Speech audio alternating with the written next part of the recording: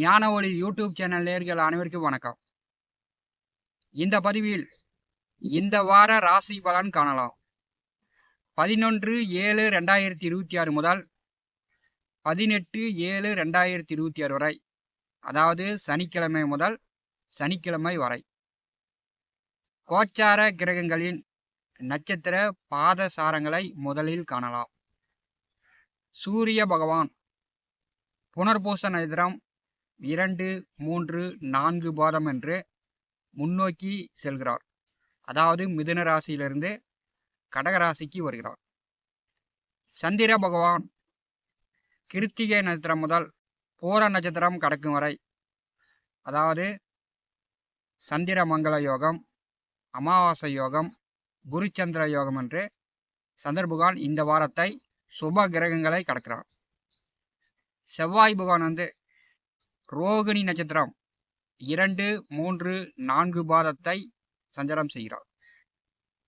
புத பகவான் வக்கரம் நிவர்த்தி ஆகிவிட்டார்.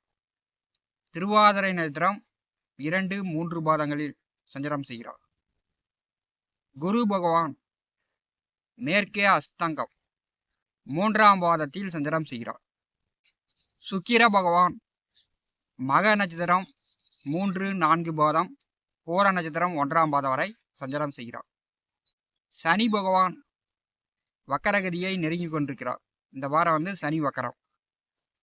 உத்திரட்டாதி நட்சத்திரம் 3ஆம் பாதத்திலே சனி பகவான் சஞ்சாரம் செய்கிறார். ராகு கேது அவற்ற நட்சத்திரம் 4ஆம் பாதத்திற்கு ராகுவும், மக நட்சத்திரம் 2ஆம் பாதத்திற்கு கேதுவும் நட்சத்திர சார பெயர்ச்சி ஆகிறார்கள். பார்த்தீங்கன்னா நம்முடைய சேனலில் ராகு கேது நட்சத்திர சார பெயர்ச்சி பலன் 12 ராசிக்கும் பதிவிட்டுள்ளோம். பார்க்காதவர்கள் பார்த்து பயன்பெறுங்க. 13/7/2026 திங்கட்கிழமை மாலை 6:56 அமாவாசை ஆரம்பித்து, செவ்வாய்க்கிழமை மாலை 4:31 அமாவாசை முடிகிறது. அமாவாசை விரதம் பிடிக்கக்கூடியவர்கள், இறந்த முன்னோர்களுக்கு தர்ப்பணம் திதி கொடுக்கக்கூடியவர்கள். பார்த்தீங்கன்னா செவ்வாய்க்கிழமை காலை முதல் மாலை 4:31 வரை நீங்கள் பயன்படுத்தி கொள்ளலாம். ஒவ்வொரு ராசிக்கும் இந்த வார ராசி பலன் தெளிவாக காணலாம்.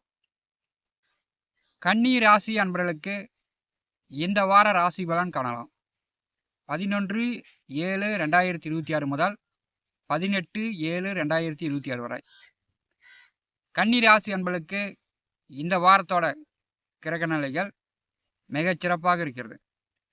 அதாவது சந்திர பகவான் சுப கிரகங்களை, சுபகோள்களை கடந்து வருவார்.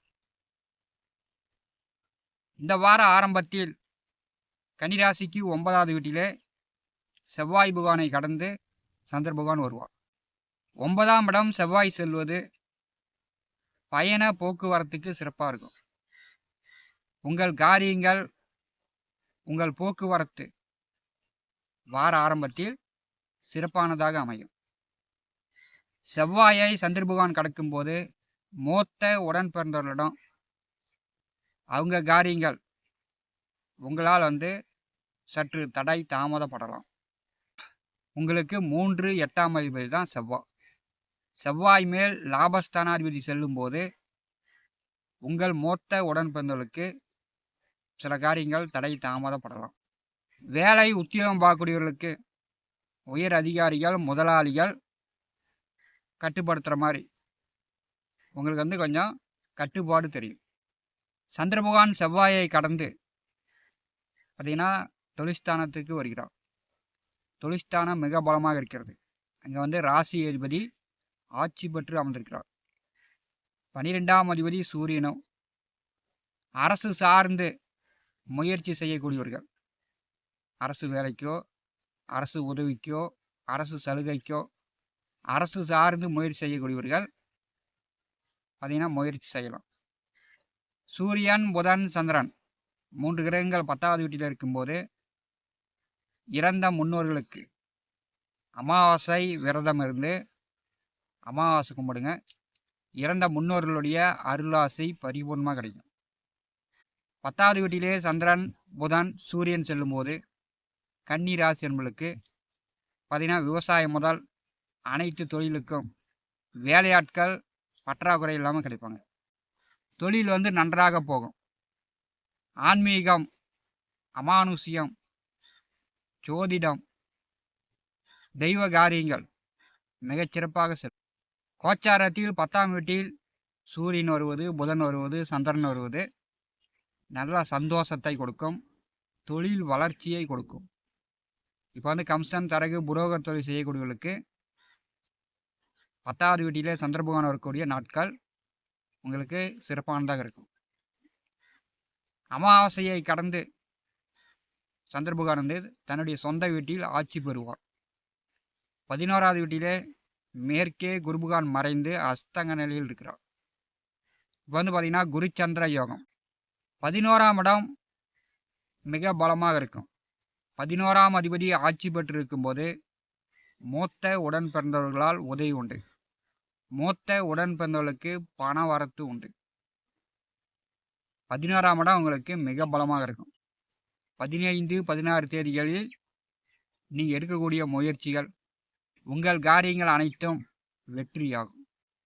தங்க நகை வாங்கலாம், புதிதாக துணி எடுக்கலாம். 11வது வீட்டிலே குருவோடு சந்திரன் இணைந்து செல்லும் போது பார்த்தீங்கன்னா தங்க நகை, புதிய முயற்சிகள் அனைத்தும் உங்களுக்கு வெற்றியாகும். இப்போ சேமிப்பு கன்னிராசி என்பளுக்கு 15, 16 தேதிகளில் கண்டிப்பாக உண்டு. இப்போ புதிய நண்பர்கள், கூட்டாளிகள் உதவி தாராளமாக கிடைக்கும். வாழ்க்கை துணை மூலம் நல்ல உதவி உண்டு. வீடு கட்டக்கூடியவர்கள் வீடு கட்டலாம். புதிதாக வீட்டு மனையோ, விவசாய நிலமோ, சொத்துக்கள், புதிய வண்டி வாகனங்களும் வாங்கலாம். 17, 18 தேதிகளில் 12வது வீட்டிற்கு சந்திர பகவான் வருகிறார். 17, 18ஆம் தேதி பார்த்தீங்கன்னா சூரியன் சந்திரன் பரிவர்த்தனை யோகம். 12ஆம் அதிபதியும் லாபஸ்தானாதிபதியும் பரிவர்த்தனையில் இருக்கும்போது உங்களுக்கு செலவுகள் கூடுதலாக இருக்கும். எதிர்பாராத வழிகள் பணம் செலவு பண்ணுவீங்க. 12வது வீட்டில் சந்திரன் வரும்போது அது மூத்த உடன் பிறந்தவர்கள் சார்ந்து கூட செலவுகள் இருக்கலாம், அல்லது உங்கள் பயணங்கள் சார்ந்து செலவுகள் இருக்கலாம். கன்னிராசி என்பதற்கு 11 முதல் 18 வரை சந்திர பகவானுடைய நிலையை பொறுத்து உங்களுடைய வாழ்க்கை நிலை இந்த வாரம் இப்படி தான் இருக்கும். கன்னிராசிக்கு 7வது வீட்டிலே இந்த வாரம் பார்த்தீங்கன்னா சனி வக்கரமாகிறார். 7ஆம் இடத்தில் சனி வக்கரமாகும் போது கன்னிராசி என்பதற்கு கலத்திரஸ்தானம் சார்ந்த பிரச்சனைகள் தீரும். 7ஆம் இடம் சார்ந்து உங்களுக்கு தடை, தாமதம், பிரச்சனை உள்ளவர்களுக்கு இந்த வாரத்திலிருந்து படிப்படியாக குறையும்.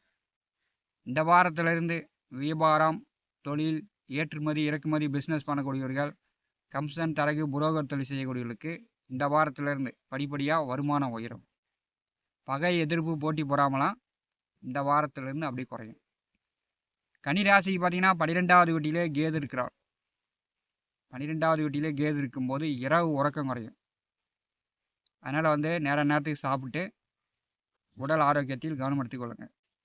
ஞான ஒளி யூடியூப் சேனலை பார்த்து கொண்டிருக்கக்கூடிய அன்பர்கள், இதுவரை நம்முடைய சேனலை சப்ஸ்கிரைப் செய்யாத அன்பர்கள் மறக்காமல் நம்முடைய சேனலை சப்ஸ்கிரைப் செய்து கூடவே இருக்கின்ற ஆல் பட்டன் அழுத்திங்க. தினந்தோறும் நம்முடைய சேனலில் ஜோதிட பலன்கள் பதிவிடப்படும். உடனுக்குடன் பார்த்து பயன்பெறுங்கள். நன்றி, வணக்கம்.